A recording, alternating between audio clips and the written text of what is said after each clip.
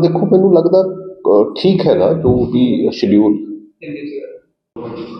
Sir election commission जो है date announce करती है, जो पंजाब में चुनाव होने पहली 30 जून को है, वोटिंग होनी है और 4 को जो है नतीजे आ जाने, किस तरह देखने को लेता है? देखो मेरे ख्याल सफिशिएंट टाइम है और प्रेपरेशन के लिए भी टाइम है।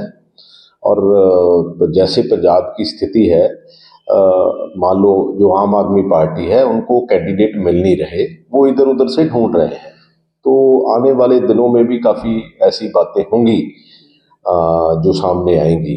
लेकिन मेरा ख्याल है कि लोग बहुत आजकल सियाने हो गए और वो बिल्कुल देख समझ के देश की स्थिति को और पंजाब की स्थिति को वोट डालेंगे। थोड़े दिन पहले जो बसी पठाना से आपके जो पूर्व विधायक थे कांग्रेस के जीपी, वो शामिल हुए। फिर राजकुमार चब्बेवाल जो सीएलपी लीडर भी थे आपकी पार्टी के, वो शामिल हो गए। तो क्या कारण है ऐसे कि जो पार्टी छोड़कर आम आदमी पार्टी में जा रहे हैं कांग्रेस? देखो कहीं ना कहीं डील, ये लोग कोई देश की और सूबे की बात नहीं कर रहे हैं, ये सिर्फ अपना पर्सनल एजेंडा ही प्रमोट करते हैं। ये बदकिस्मती है, मैं नहीं कहता क्रॉस द पार्टी लाइन ऐसे लोग हैं, बट मेरे को सिर्फ इतनी प्रॉब्लम है कि अगर आप लॉजिक पे नहीं खड़े होते, आप देश के लिए या समाज के लिए या पंजाब के लिए नहीं खड़े होते, मेरा ख्याल ऐसे लोगों को नकार देना चाहिए। सर लोकसभा चुनाव में देखा जाता था कि हमेशा कांग्रेस वर्सेस, क्योंकि अकाली दल और बीजेपी साथ होते कंपटीशन होता था। अब एक आम आदमी पार्टी भी हो चुकी है, अब कहीं ना कहीं अटकलें ये भी लग रही है कि 12 से इनका गठबंधन हो रहा है बीजेपी और अकाली दल का, तो मुकाबला कैसा होगा? क्योंकि बाई ये इलेक्शन ट्रायंगुलर, देखो मैं बड़ा क्लियर हूँ, ट्रायंगुलर मुकाबला होगा, बीजेपी और अकाली दल का गठबंधन होगा। लेकिन सिर्फ अकाली दल जो है वो हेजिटेंट है, बीजेपी हेजिटेंट है, क्योंकि पिछले समय में जो किसान आंदोलन हुआ जिसमें 750 किसानों की जो है वो शहादत हुई है, उसको मद्देनजर, और जो पंजाब में आम आदमी पार्टी के हालात हैं, जो लॉ एंड ऑर्डर की सिचुएशन है, जो बिल्कुल ही सिस्टम कोलैप्स कर गया, उसकी सिचुएशन को देखते हुए ही ये कहीं ना कहीं असेसमेंट कर रहे हैं। और अकाली दल को इतनी मेरा ख्याल है समझ है कि अगर वो बीजेपी से अलायंस करेंगे तो उनके जो हालात, उनकी जो बेसिक वोट बैंक है गाँवों की है, सिखों की है और रूरल बेल्ट की वोट बैंक है, उसको मद्देनजर रखते हुए वो हेजिटेंट हैं कि हमारा रिएक्शन क्या होगा। क्योंकि उन्हीं के समय में जितनी भी ये जो बेअदबियाँ हुई है और बहुत से ऐसे इशू खड़े हुए हैं और वो उनसे कहीं ना कहीं मुक्त नहीं हुए। सर 2022 में देखा गया था कहीं ना कहीं जो पीछे जो कांग्रेस के बीच में चल रही थी वो हार का कारण माना जा रहा था। बाई इलेक्शन में देखा है कि काफी गैप मिला, क्योंकि गढ़ कहा जाता था कांग्रेस को जलंधर का, और कहीं ना कहीं आम आदमी पार्टी को एक बड़ी बढ़त मिली है, एक बड़ी मार्जिन के साथ जो जीत प्राप्त हुई है। अगर हम क्योंकि बात की जाए तो करीब अकाली दल और बीजेपी की मिलाकर 2.5 लाख वोट बनती थी, तो कहीं ना कहीं लगता है कि कॉम्पिटिशन काफी टफ होगा जलंधर सीट पे। नहीं, मेरे को लगता नहीं है।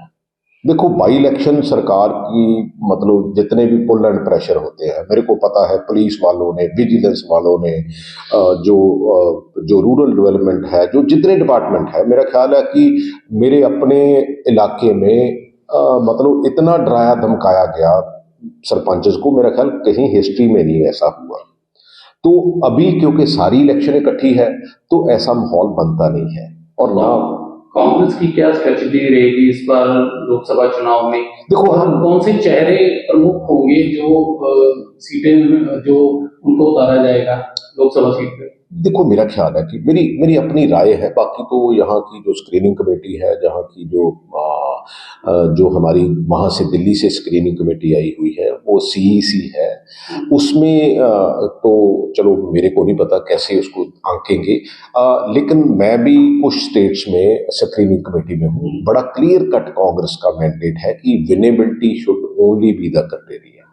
आपकी तरफ से भी राय दी गई है हाईकमान को, तो पंजाब के जो बड़े चेहरे हैं, जो बड़े लीडर हैं कांग्रेस के, उनको उतारा जाए? देखो माहौल बनता है और विनेबिलिटी, मैं ये नहीं कहता रैंडमली कि हाँ भी सबको उतारना चाहिए। जहां जो आदमी जीत सकता है, जिसकी एंटी इनकम्बेंसी, क्योंकि नॉर्मली क्या होता है कि एमपी की काफ़ी एंटी इनकम्बेंसी हो जाती है, बड़ा एरिया होता है, शायद इतना वो घूमने में समर्थ नहीं होता, तो जहां भी जिसकी विनेबिलिटी है मेरा ख्याल उसको उतारना चाहिए, क्योंकि देश के लिए ये इलेक्शन जो है वो बहुत क्रूशल है। और एक एक सीट जो है वो मेरे को लगता है कि देश की आने वाली दिशा और दशा जो है उसके ऊपर काम करेगी। अगर बात की जाए तो नवजोत सिंह सिद्धू एक सेलिब्रिटी, एक बड़ा चेहरा भी है, लेकिन कल उन्होंने मना कर दिया, वो कह रहे कि वो चुनाव नहीं लड़ेंगे। तो ऐसे में वो उनका नजरिया है, मैं उनके बारे में कोई कमेंट नहीं करना चाहता, क्योंकि उनकी मिसेस सिद्धू भी थोड़ी सी उनको कैंसर की प्रॉब्लम है, हो सकता है घरेलू प्रॉब्लम हो। तो क्योंकि ऐसी सिचुएशन में अगर आप किसी को कहोगे कि आपको बिल्कुल ही चोन मैदान में जाना है, तो मेरे ख्याल वो संभव शायद नहीं होगा। कयास लगाए जा रहे थे कि यहाँ अमृतसर या पटियाला सीट से सिद्धू लड़ेंगे, जैसे ही उन्होंने मना किया तो फिर उनकी जगह कौन सा चेहरा होगा कांग्रेस के पास? नहीं, कांग्रेस के पास बहुत से ऐसे उम्मीदवार हैं, कोई ऐसी बात नहीं है। हमारी कोशिश है कि पटियाला से धर्मवीर गांधी जो है वो उनको चोन मैदान में उतारा जाए, और क्योंकि उनकी सेहत बहुत ज़्यादा अच्छी नहीं है, मैं समझ सकता हूँ। लेकिन जब देश की बात आती है, समाज की बात आती है, ऐसे लोग जो सीरियस नेचर के लोग हैं, क्योंकि तमाशबीनी बहुत हो गई, क्योंकि पॉलिटिकल सिस्टम में जो इलॉजिकल बातें हो रही है, जैसे लोग इधर उधर भाग रहे हैं, मेरा ख्याल है कि सीरियस पॉलिटिक्स में ऐसे लोगों के लिए जगह होनी नहीं चाहिए। और मैं तो ये आपके माध्यम से अपील भी करूंगा कि जो ऐसे लोग हैं जो सिर्फ और सिर्फ अपनी उस सिस्टम को देखते हैं, ऐसे लोगों को वैसे निकार देना चाहिए अक्रॉस द पार्टी लाइन। अगर कांग्रेस में भी ऐसा हो, उनको भी ऐसे ही करना चाहिए। अगर आम आदमी पार्टी और बीजेपी अकाली दल में ऐसा हो, तो उनको भी ऐसे ही करना चाहिए। कहीं ना कहीं आपके नाम की भी चर्चा हो रही है कि आपको भी कहीं और से चुनाव लड़ा सकती है पार्टी, खासकर अनंतपुर सीट की बात की जाए। देखो, मैंने तो ये कहा था कि आप जहां भी मेरे को, क्योंकि अगर देश के लिए इलेक्शन क्रूशल है, तो मैं उस सिचुएशन में बिल्कुल पार्टी के साथ खड़ा हूं, पंजाब के साथ खड़ा हूं, क्योंकि बहुत जो पहले लोग ने रिवोल्ट किया इनके खिलाफ कि हमने अलायंस नहीं करना, मैं उनमें से हूं। वो पंजाब के लिए बेहतर है, हिंदुस्तान के लिए बेहतर है। तो मेरे को ये कोई प्रॉब्लम नहीं है कि अगर पार्टी कहीं से सोचे, कहीं से देखे कि मैं भी जीत सकता हूं और पार्टी को कुछ एज दिला सकता हूं, तो I am ready for that. तो अगर बात की जाए आपके चुनाव लड़ने की, तो लोग परगट सिंह के फेस को वोट करेंगे या कांग्रेस पार्टी? ये मिक्स होता है। देखो, आज पंजाब ऐसी सिचुएशन में खड़ा है जहां बहुत ज्यादा क्लियर कट मैंडेट नहीं है। एक तरफ सरकार है, एक तरफ हिंदुस्तान की सरकार है, उसके साथ अकाली दल का अलायंस है। कांग्रेस पीछे 2 साल पहले डिफीट हुई है, कुछ रीजंस हैं, कुछ वीकनेसेस हैं। इस सिचुएशन में स्थिति ऐसी है कि लोग बिल्कुल कैंडिडेट की पर्सनैलिटी को भी वोट करेंगे पार्टी के साथ साथ। जाए तो 2 दिन पहले सुखबीर सिंह बादल आए थे, उन्होंने कहा है कि यहाँ पे बेशक कांग्रेस और आम आदमी पार्टी अलग सीटें लड़ रही है, लेकिन ऊपर इनका गठबंधन हो चुका है। तो अगर कांग्रेस भी सीट निकालती है आम आदमी पार्टी, तो वो गठबंधन में ही जाएंगे। नहीं, देखो, उनका नजरिया, लोगों को बेवकूफ देखो, बनवा रहे हैं। ऐसी बात नहीं है, उनका नजरिया हो सकता है, लेकिन हमने पहले पंजाब की जो पॉलिटिक्स है उसको बचाना है और उसके बाद हिंदुस्तान की। क्योंकि देखो, हम बीजेपी के खिलाफ हैं, पहली बात, क्योंकि देश की इलेक्शन है। पंजाब में हम इनके खिलाफ हैं, क्योंकि हमने नहीं कोई कहीं कंप्रोमाइज किया। क्योंकि अगर हम अलायंस करते तो फिर तो ये बीजेपी और अकाली दल हम कह सकते थे कि हाँ भी आपने पंजाब में अलायंस किया, हमने अलायंस होने नहीं दिया। और आप देख रहे हो कि पिछले 2-3-4 दिनों में, क्योंकि अगर अलायंस होती, कोई ऐसी अंडरस्टैंडिंग होती, तो जीपी जैसे या ये वीर जो डॉक्टर चब्बेवाल है, इस जैसे लोग जो है वो ऐसे नहीं जाते।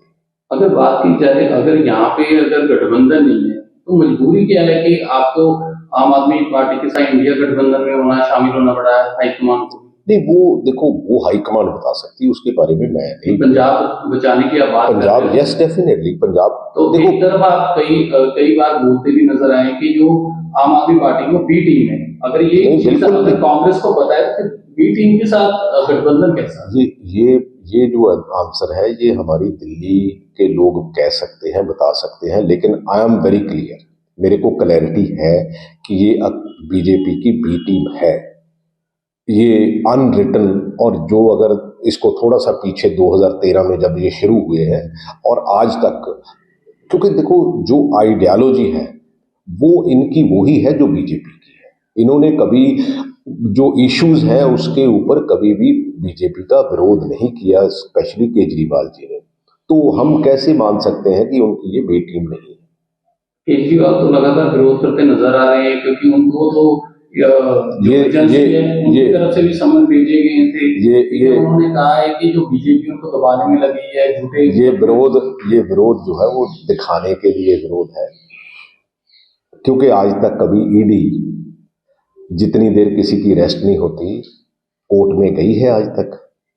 अगर झारखंड में चीफ मिनिस्टर को पकड़ के अंदर कर दिया, अगर ये रियलिटी होती तो ये डेफिनेटली केजरीवाल को अंदर करते, लेकिन ये केजरीवाल को बड़ा कर रहे हैं और कुछ नहीं है।